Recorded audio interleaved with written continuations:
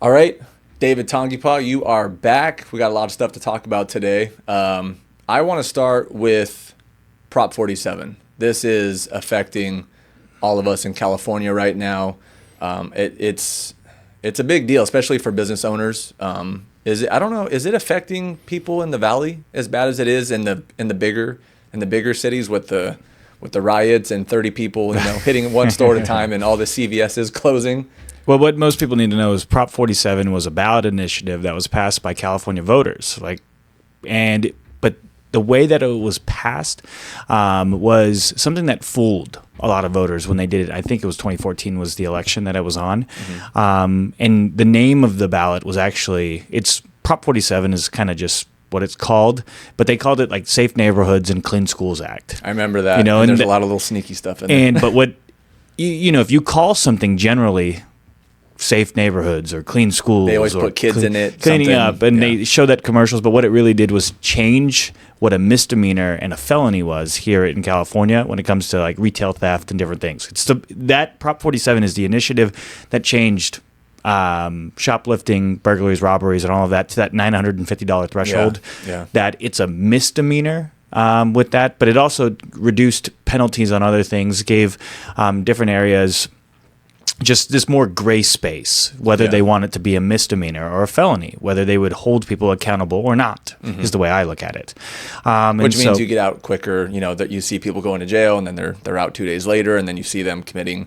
I mean, there's video footage of the same people, running up, hitting somebody, and then they were let out 2 days later because, like you said, it's a misdemeanor, it's under 950. These people get right back out, and it's not safe. So before Prop 47, if somebody broke into your store and they stole from you, regardless of the amount, it was a felony for burglary and robbery. They went in there and they stole, regardless. Yeah. Now somebody could break into your store, walk out with $700 worth of material, and then they leave, and then they can walk to the next store and break into that one, and then walk into the next store and to break into that one. They could do it all within the same night. Each one of those are individual crimes, but because each one of those are under that $950 threshold, it is a misdemeanor, which means, essentially in the state of California, there are so many right now, they're almost becoming more like tickets. Than they are. And so if you think about what's happening in LA County right now, that is what I tell people. On October 1st of 2023, LA County implemented zero bail, and it's called site-on-site release. So basically, non-violent offenses, police officers could now issue them a citation, which kind of has like a court date on it and everything else too, for if they're robbing something. So say you own your own store and somebody breaks in and they steal whatever they have, and a police officer shows up, you didn't harm anybody, you didn't threaten anybody, you didn't do anything, you mind your own business as a criminal and a robber, and they can cite you right there for stealing less than $950, and it's part of their zero bail policy. And criminals are smart. They're taking that doesn't scare criminals. They're like, whatever, I'll be in court and I'll be right back out in a couple days. This ticket. Non-violent. Thanks for this ticket. Yeah. I don't care. I just broke into this store. Why do I care about your ticket? Yeah. And it's broad daylight, and we're seeing what's happening. There's a viral video going on right now with like an AutoZone down in the LA area. I saw that. Yeah, it's huge. And 40 people just running smash and grabs. Like a riot. Basically legalized smash and grabs. And so what's happening with Prop 47 right now is that we worked on a ballot initiative again to counter that ballot initiative or the proposition that was voted on in 2014 with DA Lisa Smith-Camp and DAs across the entire state of California, because people are tired of smash and grabs and criminals getting away with it, and then life being generally harder for those who just follow the rules. It doesn't make sense. So with Lisa Smith-Camp being one of the forefront leaders on that, Marie Ann Schubert, who used to be the DA for Sacramento County, she was there. There were different groups like Walmart and Target and APCA, which is the American Petroleum and Convenience Store owners, that they are just getting behind it because they're the ones who are repeat offenders. We remember what happened in Stockton last year, where the Indian and the Sikh store owner, this guy had robbed the store 4 times, and on the 4th time they decided to take matters into their own hand, and They beat the heck out of this guy. Oh, he was hitting him over the head with the. Oh, that's right. 4 times in one day. I'm sure that he got in more trouble than the guy robbing him. That store owner got in more trouble than the individual robbing them on the 4th time in the same day. And this man is just trying. I didn't know it was 4 times in the same day. 4th in the same day. All I saw was the owner beat him over the head. Yep. That's all you see on Instagram, but you don't see that. Not only is this guy losing money, this is his business. Mm-hmm. That guy robbed him 4 times, and finally it was time for him to get it. Yep, it was consistent and he's in more trouble. Over and over and over again. I mean, the guy just felt emboldened to say, like, okay, they didn't do anything the first time, they didn't do anything the second time. Police officers are showing up, and they're saying, like, what can we do? Yeah. I mean, the DA is so overwhelmed right now with all of the amount of crime that has happened that they're not taking a lot of these, and they are taking it as serious as possible. That's not the way I'm trying to put it, but it's more of, hey, okay, $950. There's nothing I can do. It's a misdemeanor. This person's going to probably get jail credits because I can't pursue any action that's going to do anything detrimental to them. Truly, we can get them to settle. And what are we going to do? Add a fine. At that point, like you said, it's priority. They're trying to get to it all, but they got murderers to put away stuff first, and they've got murderers and domestic violence and a lot of this other stuff. And I only say that in the sense of they used to be able to charge these individuals and keep them in prison or jail or put them away for a long time, where these penalties, where sometimes some of these individuals that are addicted to drugs needed a year in prison, needed 2 years in prison to clean up. I would say it gets you clean. You'd be surprised. And I know that from personal experience in my own family. Mm-hmm. I've had family members that went to prison and got clean. Yeah. Simply I have some family members that are like, thank God I went to jail that last time. And because like, it got to be clean. That's exactly right. Yeah. That is exactly right. That I've seen it. And now that opportunity is not even there. Yeah. And where it's just perpetuating more and more and more because you never solved, okay, this person never went to prison to get clean. This person never went at least for a year or 6 months sometimes, even in jail. We can't hold anybody, and that's because of Prop 47. And so with the new initiative, it's called the Retail Theft and Homelessness Act, where it creates, where people, if they break in and they break in consistently, all of that can be lumped together and then be charged as a felony. Felony repeat. It adds additional penalties to, smash and grabs and different things to just bring common sense. And you set the basics and you do the basics better. A lot of things really take care of itself. Not only that, it creates for homelessness. You have to be in certain treatment programs, and you should pursue treatment programs and additional penalties when it comes to dealing fentanyl. Yeah. And what I say right now, the scariest thing that is happening here in California is that the legislature that is controlled 100% by one-party rule in Sacramento, by the Democrats in Sacramento. I mean, there are 62 Democrats to 18 Republicans. I mean, that is how dire it is up here. And so they have a 100% of control. They are trying to include poison pill amendments right now, or poison pill positions on it, to where what they're doing to break it down, because a lot of people are hearing the poison pill thing. They don't understand what it means. I keep seeing it everywhere, and I remember hearing about this a long time ago. This is a term that's been used for a while. Does it kind of come and go throughout the years? It's kind of a way in politics to weaponize the process. Yeah. Of like, okay, if you guys do this, then this cancels certain things that we've done. Yeah. And so what they are proposing right now is that they are adding legislative tough on crime penalties. Mm-hmm. So they are making shoplifting, a felony, or they're making burglaries, robberies, and different things like an additional penalty, usurping some of the Prop 47 stuff, just adding a stronger language. But then they're including in that same language that if the Prop 47 initiative that we're working on right now, if that passes, then all of these bills of additional penalties are all repealed automatically. But what that does is, in the state of California as well, the Attorney General, so Rob Bonta here in California, has the ability to write the ballot statement. And so just like how Prop 47 was called started. Clean Schools and Safe Neighborhoods, now with the poison pill, what Rob Bonta can do is then in the ballot statement say, this law repeals shoplifting penalties and all of this other stuff because of that poison pill amendment added into the legislation that they want to pass. And that is a game that the legislature, controlled by the Democrats, the governor, Gavin Newsom, AG Rob Bonta, and these individuals are playing. They're playing with people's lives here in California right now when nobody feels safe. Yeah. When right now working in insurance, I mean, you look at some of the statements that Gavin Newsom had made before, when some of these convenience stores and stores were all talking about, hey, we're going through it right now. He said, good thing you have insurance. Yeah, except all the insurance companies are leaving. Well, not only that, they're also... And you're not covered now if your business burns because they're like, oh, we don't cover this area anymore. Sorry. Yep. But I also talked about to the store owners that, look, if you're a consistent area of crime, they're not insuring your property on theft. Yeah. They can't. Or they're going to quote you $60,000 and not everyone's CVS or Target where they can afford it. Yep. I mean, look at all the CVSs look at all the CVSs they just turned off. If I'm a business owner, I can't just shut down 6 stores. I can't do that, and I can't afford it. Yep. Which is crazy. That's the thing. It's like, how dare the governor? Yeah. How dare he say, like, good thing they had insurance? Well, I'm sorry. What about when we don't have insurance? Yeah. Because the insurance commissioner's not doing anything to fix a lot of the insurance stuff. His business is fine, I'm guessing, but...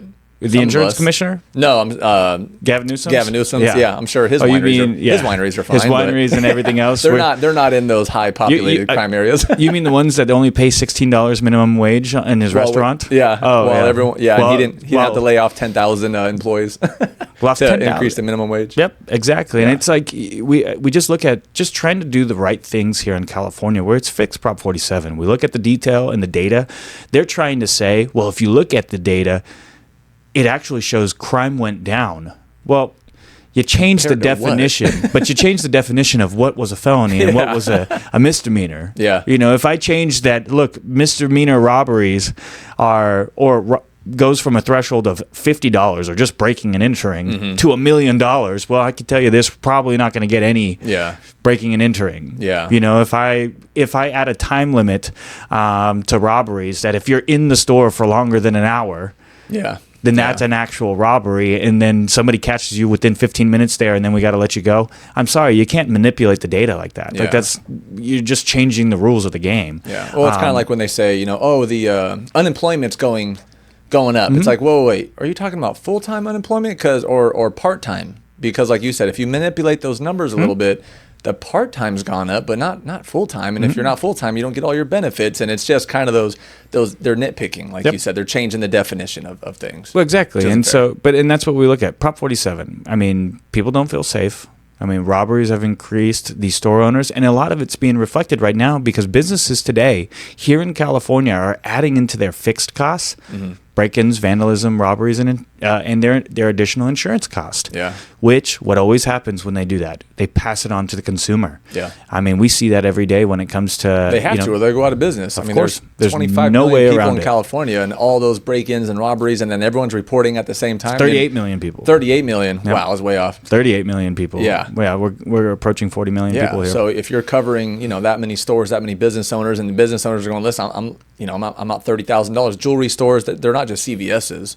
They're not just little, stealing the razors. I mean, everything literally is glass now at the CVS over here down the street. Yeah. On Fresno. Everything's behind glass. And I go, that's funny. You guys have these things behind glass, but not the Advil and the Tylenol. They go, oh, we're getting glass for that. That's a special. They have to make it. I was like, oh my gosh, so you guys are getting glass? They go, yeah, we have to keep an eye on that because it's not behind glass yet. But that's the thing. It's ridiculous. We're here in California, the Golden State, the place that everybody wanted to be, and this was the area of opportunity, but it was also the area of freedom when it came to, look, you want to go and find yourself and do whatever the hell you want and hang out near a beach and yada, yada, yada. Yeah. On that part, that's what California was known for. You could go and work in a restaurant and, make so much in tips while you're pursuing your acting career, and you could chase that and everything else.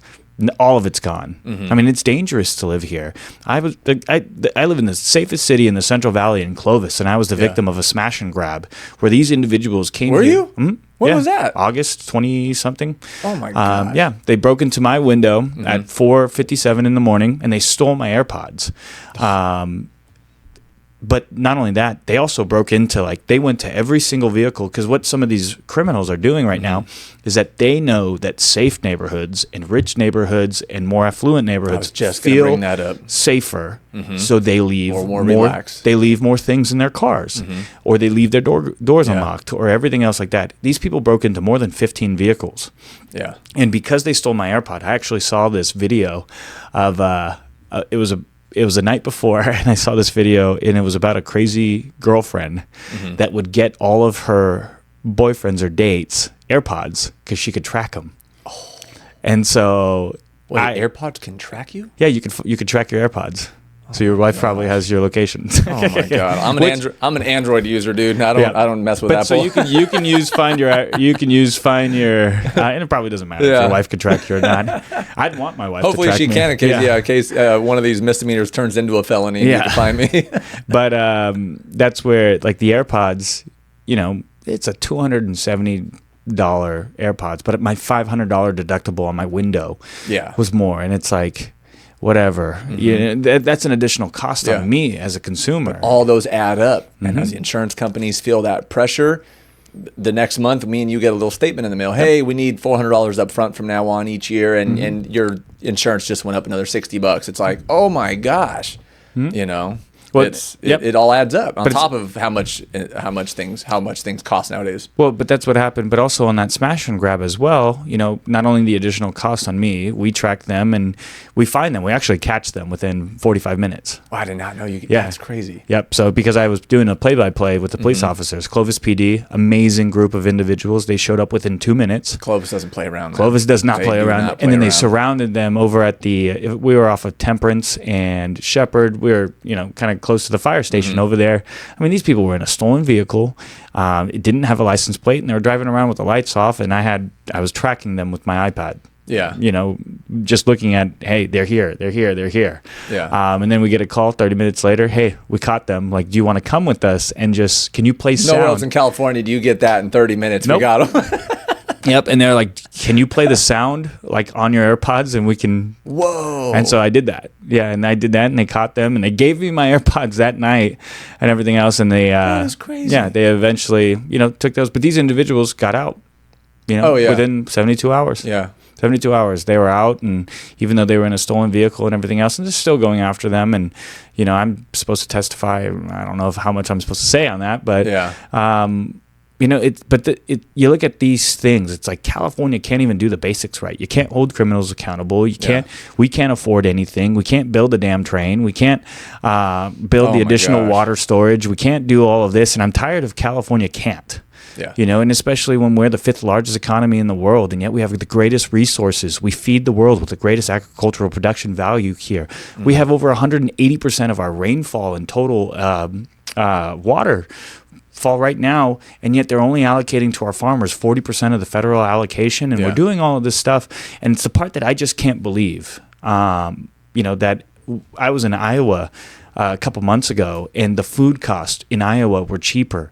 They could keep the lights on during a blizzard, and we can't even. I mean, I'm just waiting for the rolling blackouts. And I just ask everybody this: when did California get so complacent?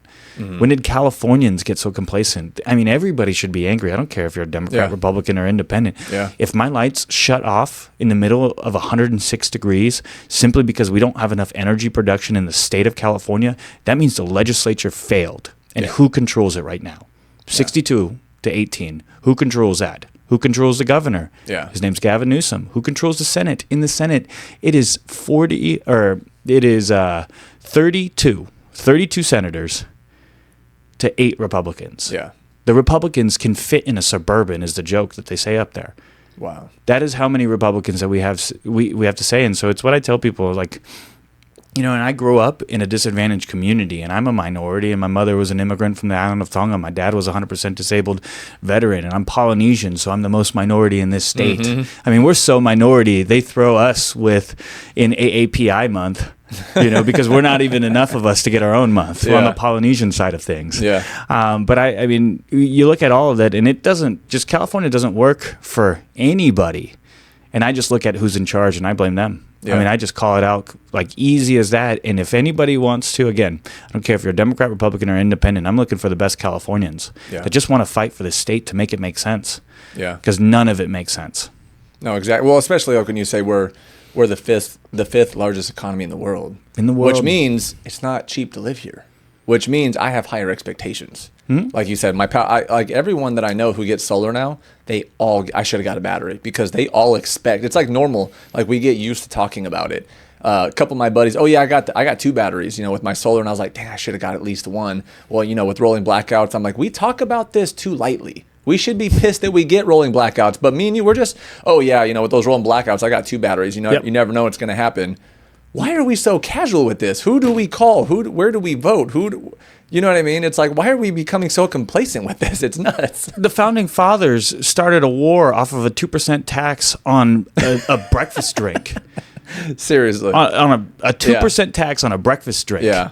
And we're talking about, it's okay. It's okay for me to sit in the dark when I pay the highest utility cost in the entire nation. Yeah.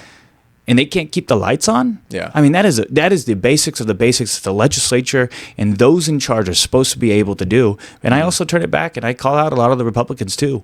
That's our fault. That's good on you, man. That's powerful. If we can't beat the people who can't keep the lights on, can't finish the infrastructure, make child sex trafficking arguable of what we talked about with SB 14 last year and SB 1414 this year, that's our fault. Yeah, they need to push back. I mean, that's our fault to do it in a manner in which it's digestible to just the general population. And if we can show that we can be better Californians than those in charge today, I tell them the silver lining right now is that even though Republicans are in the super minority, we have zero power. Everything is more like, pat your head, good job type of power right now. The silver lining there is that if they have 100% of the power, they also get 100% of the blame. Yeah. And that means it's our job to do better at communicating to the people that, to be a compassionate conservative and to understand and to be a California conservative. Yeah. Most people here in the state of California, leave them the hell alone. Let them do what they want to do, whether it's their religious beliefs or their own independent morals and values, get the government out of it. And then if we're the highest taxed in the nation and we pay in the most taxes and we do all of this, then you better give us the cool shit. Yeah. I better have a high-speed rail. I better have, high-speed broadband that it's in the rural communities. I better have some of the cheaper utilities.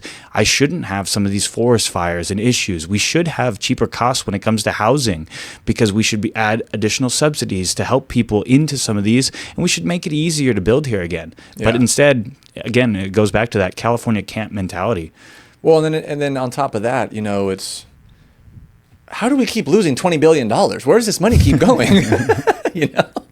I mean, we should, like you said, we should have some pretty cool shit here. When people come to California, we should have some futuristic stuff. LA should look cool. It should look cleaned up. Our trains should, what happened to all this stuff? Yeah. And then you read that, we misplaced another $20 billion. It's like, wait. That could have solved so many problems. Just, with homelessness, mental health, veterans, low-income community, everything. It's like, where does this money keep going? Why are we not more fired up about this? And at the same time, but a lot of us, like we talked about last time, a lot of us don't know where to go to vote. A lot of us are just kind of talking in the backyard with our neighbors. Oh yeah, F the, that guy, I don't know. But it's like, but that's are you doing anything about it? But like we talked about last time, we're so divided on the Democrat, Republican, the red, the blue. I'm like, there's a lot of people today that are just in the middle that are going, I don't care what color it is, fix it.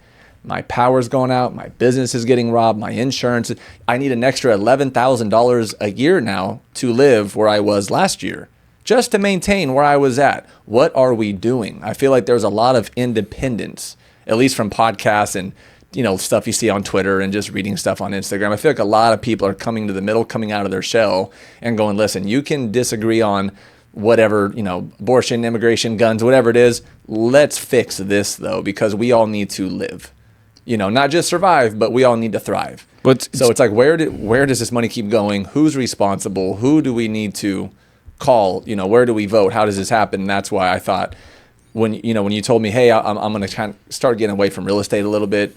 It's time to go be a politician and change things. And then you can't, your ideas were so simple. They didn't seem hard, but when you break it down, I was like, that seems really doable in a year or two. It doesn't seem hard to do. But like you said, even with just a small amount of Republicans, conservatives in California, we have to call these people out loud, put it out there, because a lot of people, I don't even think California realize, Democrat, Republican, they're just like, how do I lower my electricity bill? How do I make my neighborhood safer? How do we get our police force to be like Clovis? Because we hear that you guys, they show up in 5 minutes, and you guys don't have the crime that we do. In these cities that are massive, we have crazy amounts of money. Where does it all go?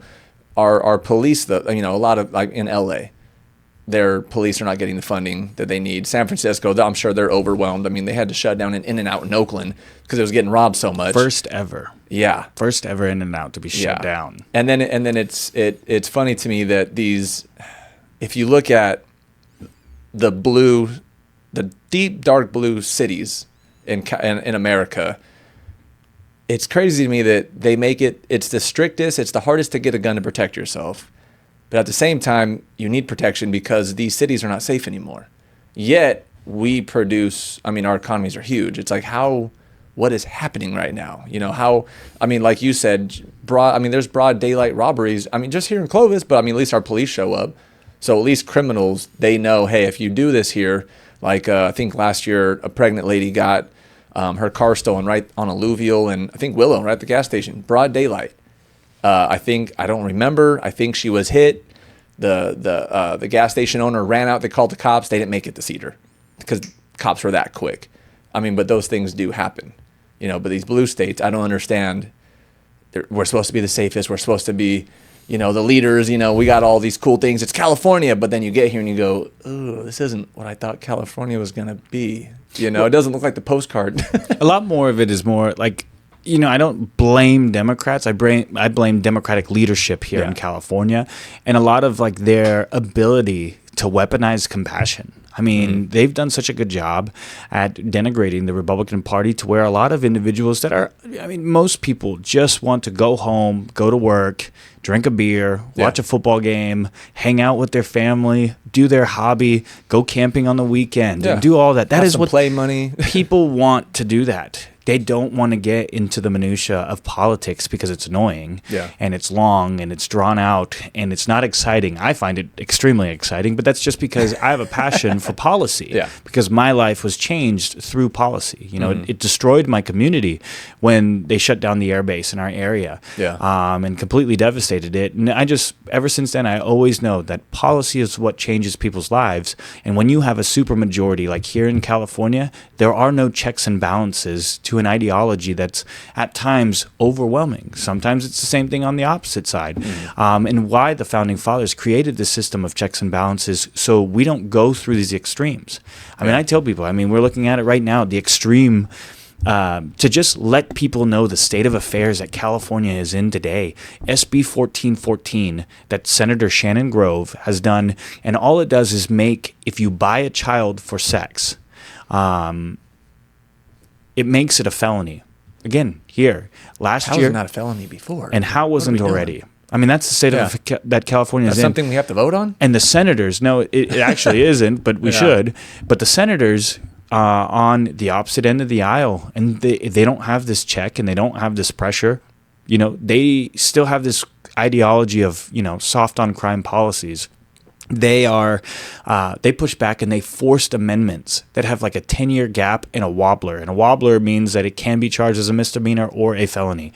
I'm sorry. If you're buying a child for sex and you willingly know that it's a child that you're buying for sex, there's no wobbler on that. That is a one strike.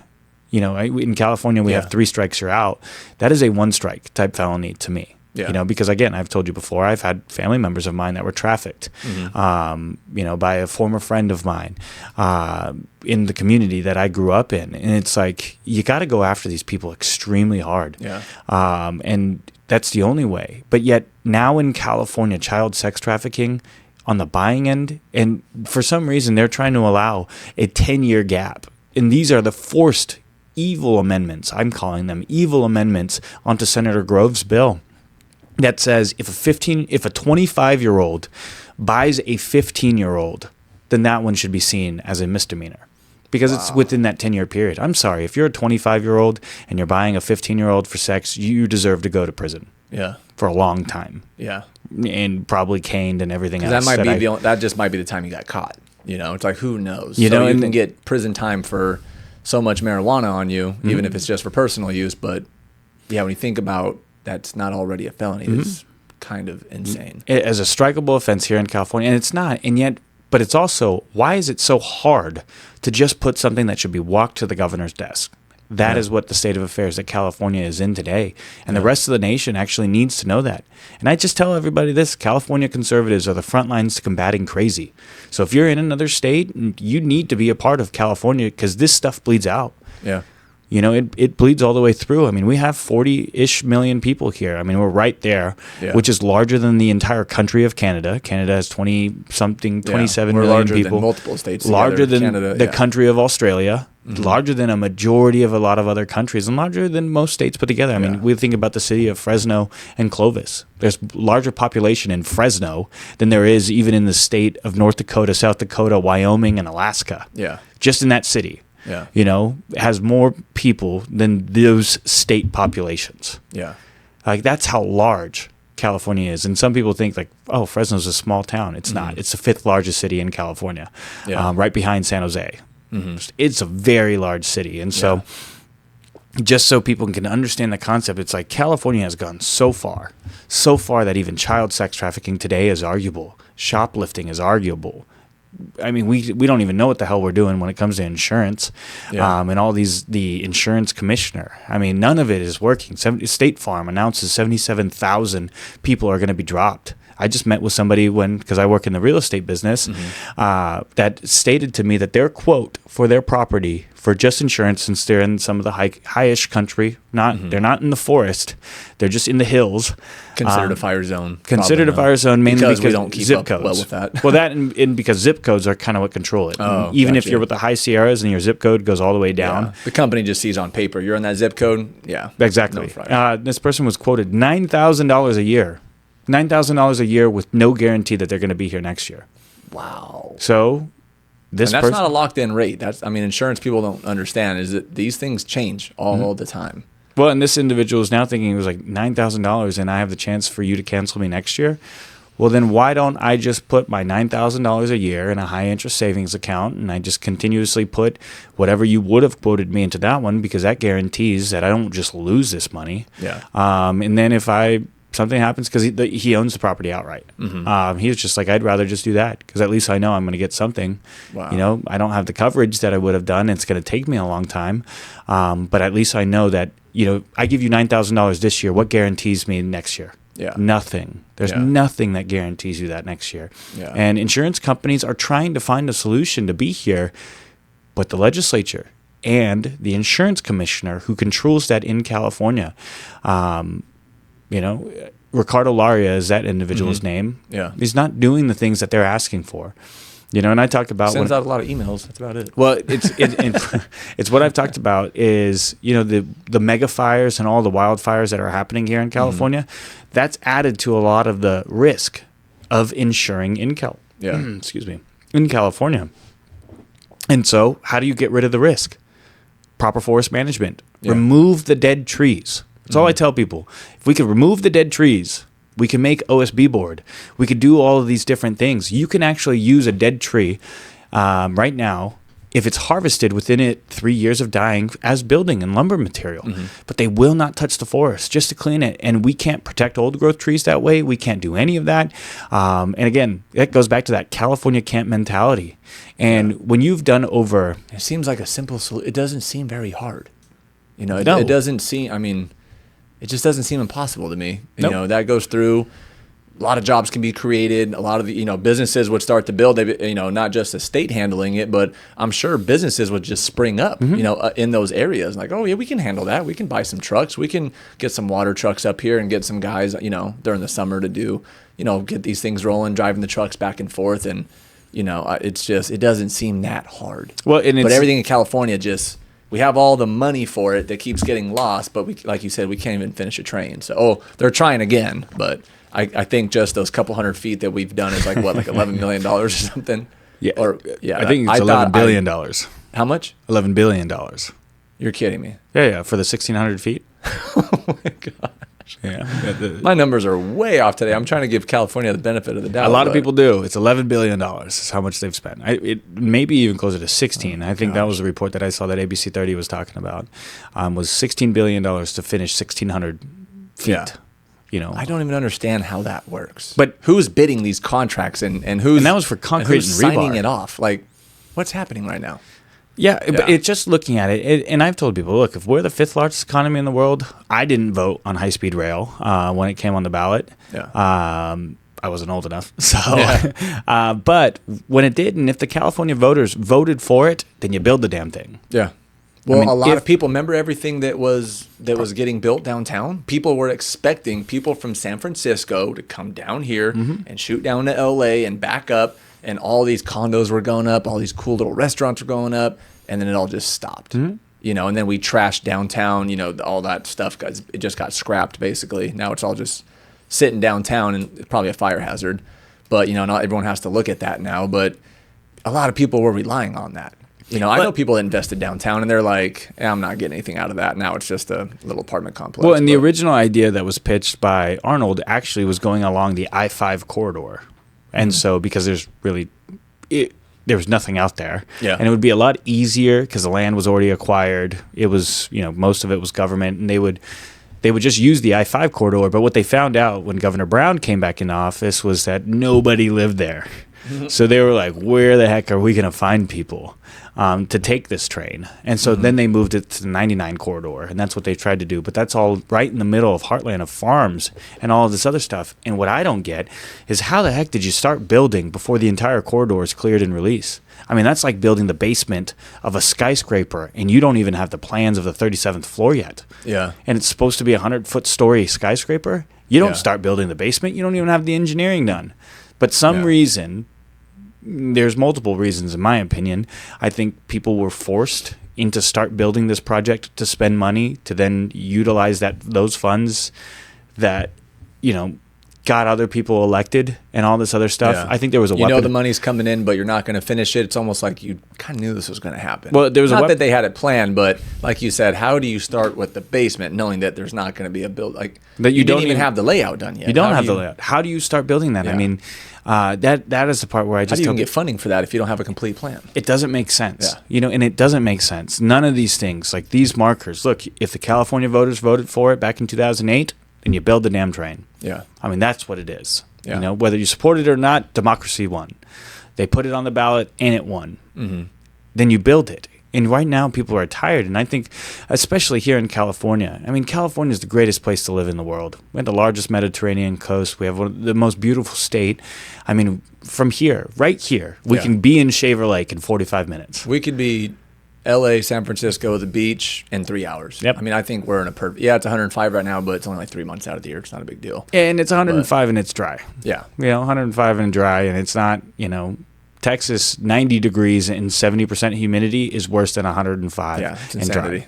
You know, here it's hot. Yeah. But we just, you know, as long as the power doesn't shut off on us from rolling blackouts. Pretty much. But that's the crazy thing is that I always tell people, you know, I've had a lot of friends actually move to Tennessee, Texas, Idaho. You know, a lot of my clients, they were like, yeah, we're selling our property. We're going to Idaho, you know, because we can't retire here. It's too expensive because in 10 years, we're going to be on a fixed income. And in 10, 15 years from now, we're going to have to sell our house. If property tax keeps going up, if everything, you know, insurance and everything, we're going to have to sell a car. So they're like, while we can afford it, we're going to sell our house, which is crazy. Like a little house in San Francisco goes for like $1 million. They're living pretty good in Idaho now. A little house in San Francisco is probably going for like $3 million. Yeah. It's crazy. The average home price right now in California is $900,000. That is the median home price. $900,000 for an 1,800 square foot house. Yeah. 1,800 square foot house. Yep. And that's, you know, nuts. Yeah. And that's just because, you know, you look at everything that's happening. Can't build. Can't get out of our own way. Yeah. Can't keep the lights on. PG&E takes forever to hook up on some of these different things. And the houses are getting smaller and smaller. It's crazy. The neighborhoods now, they're so packed. I mean, it feels like you're driving through condos now. When even just, you know, further out Clovis, the backyards are getting smaller. And how does this, like, what are we going to look like in 10 years from now if we don't get a hold of this? Yeah. You know? Well, and a lot of it, it's the developers. They have so small room for margins because of the additional permitting, the impact fees, different things that they're supposed to do. Permits are insane in California. Yeah. I don't know how anyone stays in business. Mm-hmm. And it's where I think that there was like a study that was done that over 40%, somewhere around that number, of the cost for a development, a housing development, 40% of it is just through permitting and legislative red tape. Yeah. Just getting through all of that stuff, not even putting a shovel in the ground yet. Yeah. It's just getting through all of the entitlements and permitting. It's crazy. And if that's where 40-ish% of the cost is actually just on government stuff, then that tells me that there's an area we can fix. There's an area that we can streamline and all of this other stuff. And it's what I've talked about a lot when it comes to just getting younger people involved in politics. This is our future. We got to get a hold of this because, like you said, it always rolls down to us. It hits us in the pockets, but nobody seems to get fired up about this. And I know it's boring, but when you see these things come out, you should vote on it. I don't think it's... But like you said, the headlines can be deceiving. Prop 47, we're going to have less people going to prison. That's what the headline. I remember that. I was like, oh, Prop 47, that sounds good. Yeah, we'll have less people in prison, and they have their little headlines for children in schools. It's not what we thought it was going to be. That's why we need guys like you, and the younger community needs to get involved in this because this is our future. 10 years rolls by quick, and things are completely off, and it just hits us all in the pockets. And what I was going to say though is everyone's leaving California, and I'm like, why don't you just stay and fight? California is amazing. I mean, I know people. Outside of California, they see the news and they're like, who the hell would live in California? It's impossible to get a gun there. You can't protect yourself. If you're the business owner hitting the guy who was trying to rob you for the 4th time, you're going to jail, probably getting a felony. That guy's not. Why would you want to live there? And it's just like, but man, I always tell people, instead of running away and moving, why don't you just stay here and get involved? It's just votes. All it is votes. And I'm sure that, whoever it is up in Sacramento, if they wake up to 10,000 voicemails one morning, they're going to go, oh, shit, they're watching me. I better change some things. Yeah, or I better do my job because they're all watching me now. It's what I've told people. I was like, we don't need any more California refugees. We need some California rebels. Yeah. We need some California rebels that are willing to stay and fight. Yeah. Because California is worth fighting for. And if Absolutely. if you just run away from California, it's coming. Yeah. Because that's how influential California is. I mean, this type of mentality permeates throughout, and that's where I talked about it. California conservatives are the front lines combating crazy. Yeah. And I'm tired. I'm tired of all of this because it is our future. And when I talk about younger people getting involved, I mean, that's because the number one issue right now for Gen Z, millennials, and this survey just came out earlier today, talked about their number one concern is their ability to somehow buy a house in the future. Yeah. Because they see it right now that they will never be able to buy a house. Yeah. Less people are getting married, which is, it doesn't seem like a big deal, but me and my wife were talking about this. Who has money to get married, go to school, buy a house? Who has money for all this? Which means there's not going to be as strong of a family unit in the future. I mean, who you can't, it's hard to do it all. And like you said, for a lot of people, having a home is safety, shelter. It's home. You can lose your car, you can lose your job, but as long as you have your home, you're good. Everything will be fine. But it's like, who can get a home nowadays? And it's, I want to get married. I don't know how true it is, but more people we're having less children. I don't know how true it is. The headlines I read through but there are significantly less children right now. It's like 1.6 per every couple. Yeah. And it just all comes down to income and how strong people feel with where they live, safety, job security. It affects everything, which affects us in 40 years if there's not enough children, Social Security. It's just this ball that keeps rolling, which is insane, which people our age need to think about. We need to think about 30 years from now. We have to. I mean, people don't want to, but it's like we're going to be in a real hard place one day. Where we're going to be relying more on government handouts if we're not careful. Well, I can tell you this right now. You want to rely on government handouts, but the government, you just look at the state of affairs California is in today. Yeah. $73 billion deficit from the Legislative Analysis Office that just talked about that, this is bleak. Yeah. This is dire. The largest deficit in California's history was $46 billion, and that was the 2008-2009 budget cycle right after the Great Recession. we're in a $73 billion deficit, in between 68 and 73 per some of the reports. Yeah. Which means that we're higher than the largest deficit in history. And if we look at it this way, the largest employer in the state of California is the state of California. From all the Department of the DMV, the DOJ, different groups, different municipalities throughout. The second largest employer are the local cities and municipalities. You know, and the city of Los Angeles is in a $400+ million deficit. Yeah. The layoffs are coming.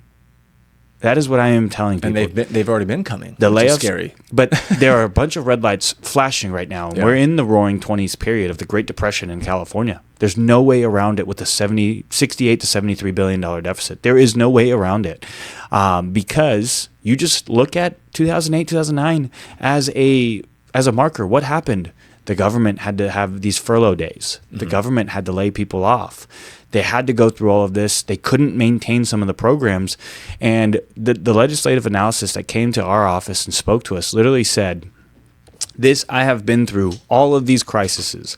I've went through the 70s with the Carter administration. I went through Reagan administration with the highest interest rates. I've went through the dot-com bubble and burst. I've gone through the Great Recession. I have never been in a period where the legislators that are currently in place have zero financial literacy and are adding more programs with no money. Yeah. That is what he said. Yeah. And we're still... It's going to be worse in 2008 from what I hear. But we're still meandering in this, like, you know, like we're in space. We're a bunch of astronauts and we're just floating around. Like, what's going to happen? Where are we going to land? And hopefully we have a safe landing, but probably not. But it's where I look at it. It's like the 2024, they just want it as a triage year. It's triaging because it's an election year. Yeah. So how can we float ourselves? How can we just get as close to October, November as we can before, oh, hey, you just got laid off? I mean, I use it as an example right now. I work for the Fresno County Board of Supervisors. There was a $32 million grant that was given for the redress of the Auberry Elementary School for the California Conservation Corps. That was approved in the 2022 budget. Yeah. That was emergency pulled away because they needed the funds. Well, if that was emergency pulled from an approved budget in 2022, where else are all the things going to be pulled from? They're all going to be pulled from up and down the entire state of California. We're going to lose a lot of this funding that would have changed different areas. And so I'm warning people because it's a snowball effect from there. The government is going to have some massive layoffs or furloughs or all of this different stuff, which then leads to these individuals, because we also know that over 50% of Californians today live paycheck to paycheck.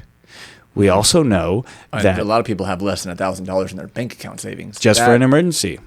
When I read that, I didn't think it was true. Yep. That's insane. A lot of people have less than $1,000. Yeah. You know, after bills are paid, a lot of people have less than I think it was like 70% of people right now could not afford a, $600 emergency. Yeah. And when I was younger, or I mean, even when I'm talking with my clients, most people have 3 to 6 months a year of emergency savings. That means all your bills, 1 year. Yep. And so 70% have less than 1,000. That's a small fraction of people that have 3 to 6 months, in case you got hurt, laid off, had to find a new job, whatever it might be. But that's what I'm saying right there. Small fraction. Those layoffs. Yeah. Or even if it's not a layoff, they're cutting hours in half. Yeah. That's what happened with the DMV. That's what happened with the DOJ. The DOJ in California right now just took away overtime hours. A lot of people are like, I only live for that. On overtime. Yeah. I've heard that from a lot of workers. That's your Disneyland ticket right there. But not even just Disneyland ticket. That's their second car payment. Yeah. That it's like, oh, I only took this job because I could do unlimited overtime. And now they don't allow that. The DMV cut their hours in half for a lot of the employees, and they're like, what the heck? Yeah. I mean, we look at the trend. You said, that's a big flashing red light right there. That's a big deal. That's DMV cutting you should be thinking, I should be cutting back and not getting another card. This looks like it's not going well. Yep. Something's happened. Something's going to happen pretty soon. Which is not good. Which is why I go back to why 2024 really looks like a triage year. They're triaging and they're just slowing the bleeding. Let's get to the election as fast as possible because, again, when you have 100% of the control, you have 100% of the blame. Yeah. When you have no financial... Let's just hand this to the next guy and then it can blow up. Let's just close the wounds up and plug the holes as fast as we can. But if we can get back, and I don't care, again, what party you're from, but if you could just get back to doing the basics better, making it to where extra large pizzas aren't $37. Yeah. For different places that people used to live off of that. I mean, you used to get 2 pizzas for $10. Well, I saw your In-N-Out post the other day. And I kept telling people, you know, $20, you know, Newsom's making it so it's $20 minimum wage, and that's going to be great. I go, yeah, but everything's going to go up. Mm-hmm. And then what happened? 10,000 employees were let go from McDonald's or whoever it was. Yeah. Well, that doesn't count as doing good things. That just made things worse. That doesn't count. Well, and that's what 10,000 people have been laid off in fast food altogether. Just in fast food. Mm-hmm. Altogether, just because they can't afford the labor cost. You know, you can't afford the labor costs. And so these businesses are like, okay, well, we'll shut down the non-productive stores and we'll just move them different areas. Yeah, we'll give you your $20 an hour, but half of you guys got to go now. Yep. You know, and then that was the whole thing with when I read, the unemployment, it's jumping. It's the highest it's ever. Unemployment's getting higher because people are getting 2 jobs. That doesn't count. I have 2 part-time jobs, which counts as me being employed with 2 jobs. That doesn't count. That doesn't fix what's going on. But, you know, they mess around with those results. Like you said, they kind of mess around with the data and it makes it look better, but it's not. But people need to wake up to that. And like you said, you don't have to go riot, you know, and burn things. But, I mean, you better build your little signs and be out there rallying out on Blackstone and getting those votes. And you better be out there checking your little boxes because we can't run from this. But, like, you know, California is amazing. We just got to turn this boat, you know, just crank it a few inches and, you know, and within a few years, it'll be way over here, which was where we want it to be. There are multiple examples of just everybody across the board being hungry for a better California, just so hungry for it. But it's those who have weaponized the process, the leadership that is currently in place, that is utilizing and weaponizing compassion to fool the voters is disgusting. Yeah. I mean, it's disgusting with the Those poison. Headlines get you, though. Well, it's the poison pill bills. Yeah. You know, that poison pill. Why not just do the right thing? Yeah. You know, why? Why do you have to do that? I mean, we've seen what happened with the Panera Bread scandal, where that person, I mean, Panera Bread is the only group that's excluded from the $20 an hour minimum wage. I mean, what was it? They were friends with someone? $160,000 donors to Governor Newsom's campaign. Oh, donors. $160,000 to Governor Newsom's campaign. And that was one of the owners of the Panera Bread group. And there was some initiative that was put in there that says if you made bread prior to 2023 on site and all of this, and it only applied to Panera. I mean, no other one. And then they made it to where it was you couldn't start making bread. Yeah. Like it had to be bread making before this certain time. Yeah. You know, then you would qualify. And they did all that. So just for that person who donated $160,000, it's nothing. Yeah. They moved all that paperwork around, but you can't fix the paperwork for other things that need to get done. It's a pay-to-play system. You can do it all for this guy, for Panera Bread, who only donated $160,000, but you can't get the high-speed rail. Well, but you can't, you know, it's like you got that going, but you can't do his other stuff. But it's what a lot of people are waking up to. Yeah. They're waking up to the gaming of the system that's happening right now. I mean, it's been they're playing the game, you know, and I do say this too. You know, not only do I call out those on my side, not only do I call out those on the opposite side of the aisle, I also call out Californians. You know, I call out Californians to say that we are getting everything that we voted for. Yeah. Even if we didn't know that that's what we were voting for, we are getting everything that we voted for, or we have gotten so California complacent that we haven't done enough to call this out properly. And we've just given up. Yeah. And have we pledged fealty to the abusers? You know, how much higher does your PG&E bill have to be before you start saying like, hey, I cannot do this because now I'm debating whether I can afford food or pay for my lights on. Yeah. You know, that now there's this new stat that it's like a lot of Californians right now are skipping meals because that is what they're looking at as savings. Wow. If I skip lunch today, that means I get to save. That is a version of savings that people are looking at. I play into that. I look at that because I see how expensive food is in the breadbasket of the United States, how expensive food is right now. Yeah. And I buy protein and muscle milk and meal replacement because that's just easier for me to deal with than it is right now, as you know, because it bothers me. I used to work at McDonald's.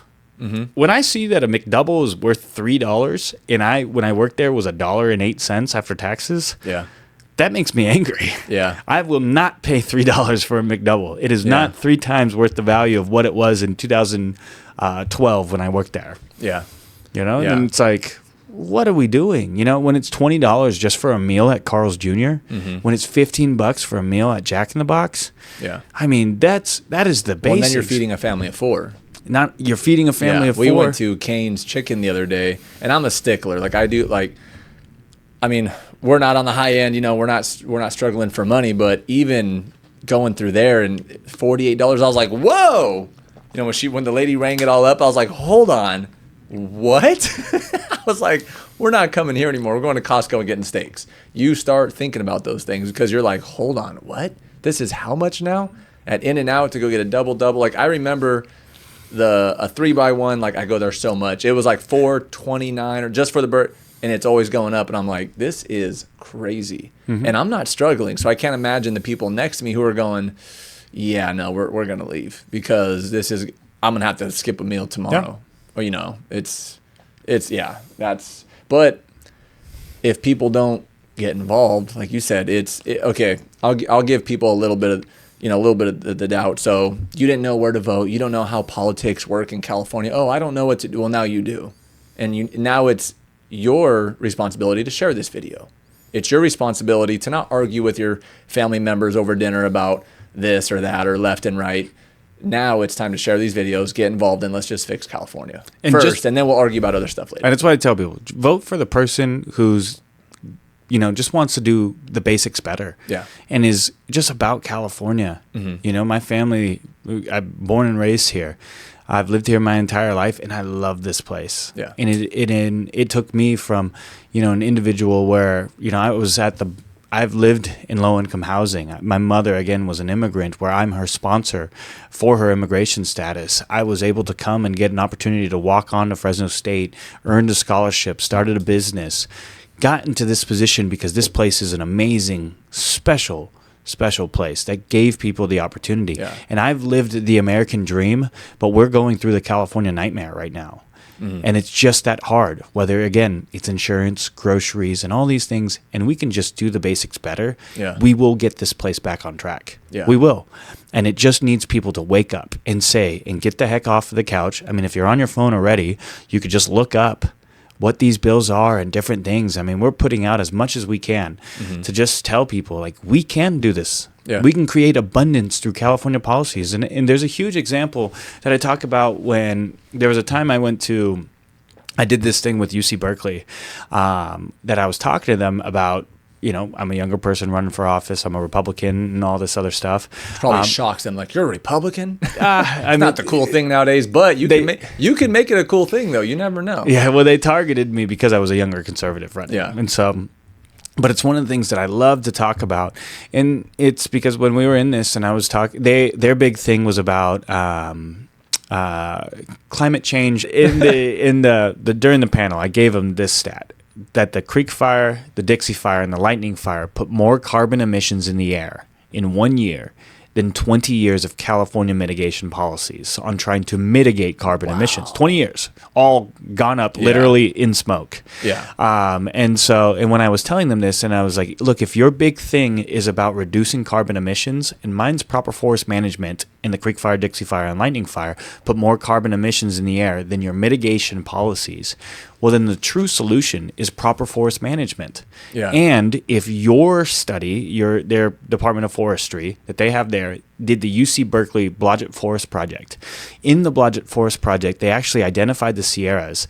There's over like 100 million dead trees. Mm-hmm. I know it was a funky number. It was like 149 million dead trees. I was like, why not just round it up to 150? Yeah. But also it was another funky number. And it was like 149 million dead trees, and they only surveyed like 7.9 million acres. I was like, why not just do 8 million acres of surveyed land and 100? Would you run out of tape? Like, what I don't are you know. doing? It was very funny, like the way that data went. So I just say over 100 million dead trees. Yeah. And over 7 million acres that they surveyed. And what they found was, these dead trees, they do nothing. They do nothing but help. And it also looked at the tree density. And there's many areas in the Sierras that are in between 800 to 1,000 trees per acre. Mm-hmm.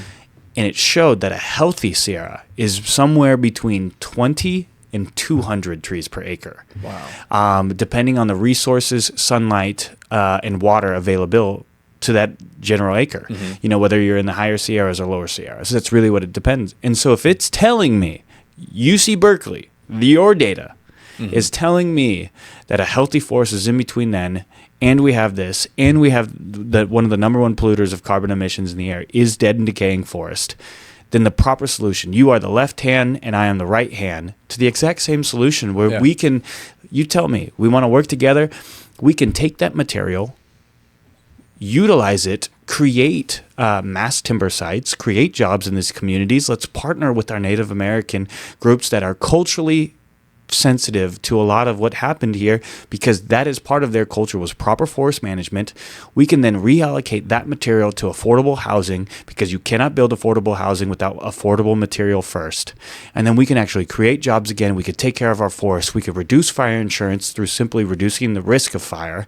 We can do all of these different things that lower the individual's cost of living, lower housing prices by just simply building more houses with a more affordable material, and we reduce vehicle miles traveled that add and pollute to carbon emissions, because right now we're trucking in a majority of our material from Canada, Oregon, Montana, and Arizona. Just crazy, because we have all these trees right here. And why are we trucking it in? And then that's getting taxed. As soon as it hits our border, it gets taxed and it gets increased, and then our homes cost more. Why aren't we doing? Yep. Yeah, and that's exactly what I tell them. Crazy. We should be the leaders to show people how to do it environmentally friendly. We should be shipping it out to them.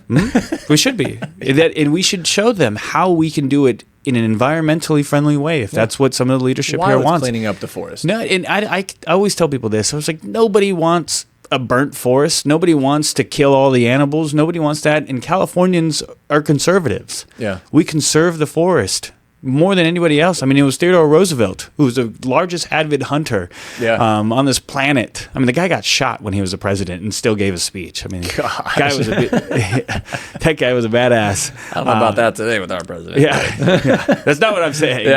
But I mean, he was a badass. And, he was the one who created the Sierra forest and the Sequoia forest. He was the one through executive action declared that as part of the Park Service. Yeah. And it shows you California has, besides beaches, we have massive forests, massive resources. It's crazy. Someone just has to do their job and get it going. We can just show people how the California way can be a prime example for being good stewards of our forest. If they, whatever they want when it comes to being environmentally friendly and recycle and reuse and all of that, shows people that we can properly manage our resources that we have here, lower the cost of living on everybody, and do just the right things. I mean, we can do that, but we just don't have the opportunity because of the individuals that are in place today. Yeah. Well, and like you said, with the carbon and everything else, it's not just getting to the root of the problem. It's actually a solution for multiple other things. Bringing down, I mean, that, like you said, not only does it reduce the carbon because of all the fires, you could get those trees while they're still good, before they get too old. I mean, you ship them down here, the timber, all the wood, that would reduce the housing a lot. I mean, I don't know how much does that reduce? How much do you think, is there any numbers on that? Like, if we were to use our own forest, get those trees, get that wood, build our own houses instead of shipping it from Canada. I mean, I'm sure that's pretty damn expensive. That's a lot of carbon in itself with those trucks going back and forth. Yeah, the Canadian timber market's cheap. Oh, is it? Oh, well, because the actual harvest trees. So, gotcha. But just even getting it here, I mean, we would reduce on shipping cost. Yeah. And not only that, we'd have it locally produced here. So so economies like Auberry, like the community of Auberry was there because of the Auberry mill site. Oh, we have all these forest communities that were there because of these mill sites. They're all shut down. Jeez. I didn't even know that. Yeah. That's how long it's been shut down. The Auberry mill site, I think, shut down in the 90s. Wow. But there's a way to reinvent things and to do this. And so John Mount, who was a forester for Southern California Edison for over 40 years, he wrote a book called Loved Our Forest to Death, which talks about the issues of what happened in the 1950s. And then because clear cutting was it was horrible. It was absolutely horrible. They used to take hundreds of thousands of acres and just completely decimate the areas, which they do down in Brazil right now for canola oil or whatever it is. For some of the farmland, different things like that. And then so there was the the 1970s and the EPA that came out from Richard Nixon and all of these different things that was an answer to solve to make sure that didn't happen again. Well, now we're still in the era of the 1970s, and we can be better. Like, we do not need to be stuck in the 1970s when it comes to these policies, when we have new data and we can be smarter. And if people are coming from a caring side of things of like, I care about the forest. I want this place to be better. I want to protect old growth trees. I mean, there was a fire, what was it called? The Redwood Fire in 2022, where 20% of our redwoods lost. And the Park Service owned all of that area. They were putting fire shields at the base of sequoias. I mean, that is an oxymoron, because all you have to do is clear a lot of the timber and the dead material in the area, because of the ladder fuels that we have today. It's what's killing all of these old growth trees. There's too much. And I can tell you this right now, with the amount of rainfall that we received in 2023, 2024, very heavy wet years, which follows the 40-year wet year cycle that we always have in California. The last time we had it was 83, 84. Very, very heavy wet years. 83 was the wettest year on record ever. And we're not collecting any of that water. Well, crazy. But the thing is that what most people forget about that is that after 83, 84, about 4 years later, they had one of the worst fire seasons ever. Was because of the amount of vegetation growth that comes from those very, very wet years. The weeds are all 12 feet tall now. The grass, everything's growing. And they lit the trees on fire. And so for 3 months in 87, Yosemite burned. I am telling people right now, as a forewarning, because of what we're going through right now, and because of the massive dead trees. We have hundreds of millions of more dead trees than we did then. In 2 years, in my opinion, 2 years, I mean, we're seeing it right now with the amount of grass fires that we're getting. But in about 2 to 3 years, we will have the worst.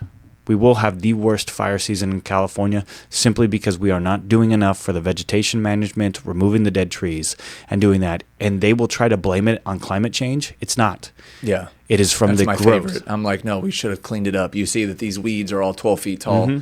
It's a huge fire. That is what's going to happen. And I can tell you this, again, I really do think, even in 2025, it really just depends on how dry and hot it is these next 2 years, this summer and next summer. But 2026, 2027, because of the vegetation growth, because of everything else, we will have the worst fires, and they're going to try to blame it on climate change and all of this. It's just simply from irresponsible forest management and vegetation management. That is it.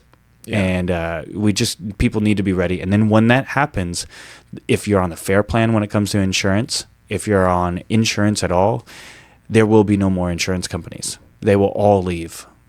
There's nothing. There's no way around it. The FAIR plan will go bankrupt. One fire similar to the Creek Fire will bankrupt them. One fire similar to the Lightning Fire will bankrupt them. It is coming. Yeah. And people need to hear that warning. Mm-hmm. Yeah, I mean, that means a lot of houses lost. I mean, look what happened. I mean, just look at Paradise. I mean, I met a lot of new clients that had moved to Clovis that were from Paradise. And the reason why they wanted to get their new life insurance policy is because the funeral homes burned to the ground and everything was old school and was paper. They didn't digitize it. So they lost everything. I think like they got their money back or something like that. But I didn't realize that means you have to move. You have nothing left. Homes are lost. A lot of people died. You know, look at California. People get trapped in their cars. And these fires can be managed. This is not rocket science. These fires can be managed. We have the budget to do it. But like you said, if we don't, this is just a ticking time bomb. Like we thought these fires are bad. And not only that, I mean, look how many people died from asthma and had to move away because they couldn't breathe in the valley. I mean, you remember a couple of years ago, you go outside and it was just haze. It was raining ash. It was raining ash. And we had to take my son to the hospital twice. I mean, it just snowballs into all these things, you know, which means more hospital. But it just never ends. Yeah. It never ends. It's not just the fires. It's your health. It's losing your home. You won't get insurance next year. And if the insurance isn't covering you here, then no one's going to be buying a home because now you can't get the homeowner's insurance to even buy. It's just, nobody it never ends. And it's what I tell people. That's the cliff that we're coming. If you want to escape California, how? You can't sell a home if you can't get insurance on it. Yeah. Because the mortgage companies won't lend on it. That is, people are then going to be stuck. It's affecting realtor. It affects everyone. Yep. Now. It's just nonstop. Well, and then there's no value if you can't sell a home. There is no value. Yeah. You can't pull out a loan on it because then you won't get insurance. Who's going to buy your house? I can't get insured because it's on this county line or it's in this zip code. And then for people who are ready, like, oh man, this is my time. I've been saving up. Well, you can't buy the house because you can't get insured on it, and now all the realtors are just stuck.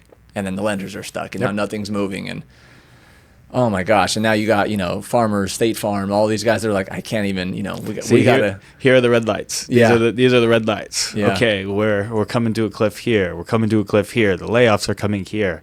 We're at this much of a deficit. We're here. The insurance company's already 77,000, and then you look at like car accidents, and you look at what's happening with, is with the budget, is high-speed rail going to be finished or is it not? Are we going to get these road projects done here? Yeah. What other grant funding is going to be pulled away?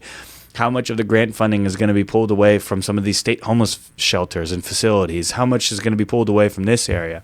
It affects in this area, in this area, and then that's the cliff that we fall off of. And the red lights, again, I say that's just one little area. That's just fires. That's not even everything else that we talked about with layoffs and city jobs, and that's just one little area, and which is insane. It's all one big old vertical tree that a lot of people are just like, again, it's the Roaring 20s period before people like wake up and they're like, well, why wasn't anybody talking about it? And that's what my campaign's about. Yeah, it's talking about these issues just because we have to. We have to have the hard conversations today.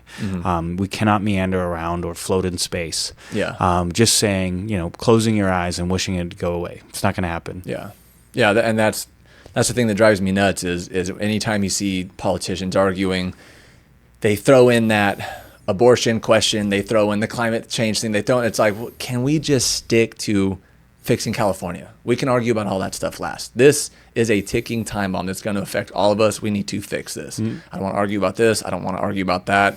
You have solutions. People need to share it. And all I was going to say too, and with all of that happening, all the, just this ticking time bomb, that later leads to mental health, depression, drug use, suicide. We saw what happened with COVID when all the jobs were lost. Suicide skyrocketed. It just never stops. This huge ball just eats everything up. And then crime goes up, and then people are losing hope. Yeah. I mean, that's the thing is people are losing hope, and when you lose hope, you turn one way or the other. You radicalize in one way or the other. Yeah. Because you just look at it and you say, all is nigh. Yeah. All is nigh, and what can I do? Nothing. So then you can get out and vote. Yeah. But they got to vote now. You can be heard. They got to vote. Vote now, and got to get involved now. And whether they want to, volunteer on a campaign that they believe in. I don't care if it's city council or anything or my own. Yeah. We're doing all of this just so we can, because I just want to find Californians that just are not complacent.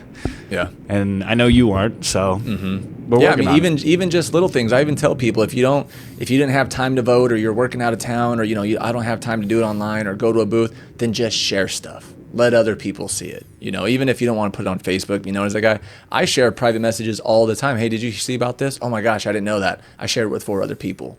They work in this union. That's going to affect them. They didn't know that they have until this date to vote either. Well, now they know. Get out there and vote. I mean, just be heard. Vote with your dollars. That too. That's a big one. But yeah, I always say it. We got to do these once a month. I always have so many questions. I need to know what's coming next, when to vote, deadlines. Who to vote for, who not to vote for, or because you've never persuaded me not to vote for anyone. You've just given me the facts, and I go, ooh, yeah, that doesn't. I need to get out there and be heard. Because I don't like that. I got swept up with Prop 47 back in the day because I read the headlines. I was like, oh, that sounds good. I didn't vote for it or against it, but I wish I would have voted against it if I would have actually read the whole article or understood it, if they didn't kind of make it look nice. But yeah, man. Well, David, thanks for coming on. Or do you have anything else you want to hit on? No, I mean, I think we nailed it all. Yeah, the biggest thing I always say as I come on is, like, if anybody wants to get involved with my campaign or they want to find out how they can do more, they could reach out. They can always go, whether it's Instagram, right here on the podcast. And what are you on Instagram? It's just David Tangipa for Assembly. So, or they just look up the name. Okay. Tangipa, Tangipa. Man, it's only me and my brother in the world with that last name in my family. And so they'll be able to find us and just, they reach out to the campaign and just get involved. And I could teach them how to volunteer. I could teach them how to run for office. I could teach them how to make a difference in their local communities, because that's how we start doing the things right, to getting involved, because we can't be complacent anymore. Yeah. We cannot do it. And, I'm not. And I've energized and talking about it. I got a campaign headquarters that's coming up, and Nice. but anybody can find me at davidtangipa4assembly.com. They can go on there, sign up, they could donate. That's how we get this message out, and that's how we make things different. You got to keep the lights on, man. It's important. This as is long as they full-time don't shut job them for you, off. man. Yeah. This is full time. All right, David. Well, thank you for coming on. I really appreciate it. We'll have you on again, hopefully in a couple weeks, see what else is going on. I know California, it's nonstop. Well, after the budget. I'll come on after the budget, and I'll update you guys with like what's going away, what's not going away. Yeah, give us the briefing. Yeah. And we'll go from there. I can do that. All right, man. All right. You make sure you guys go follow David Tangipa on Instagram. He's always got great content coming out. Make sure to like, subscribe, and we'll see you guys on the next one.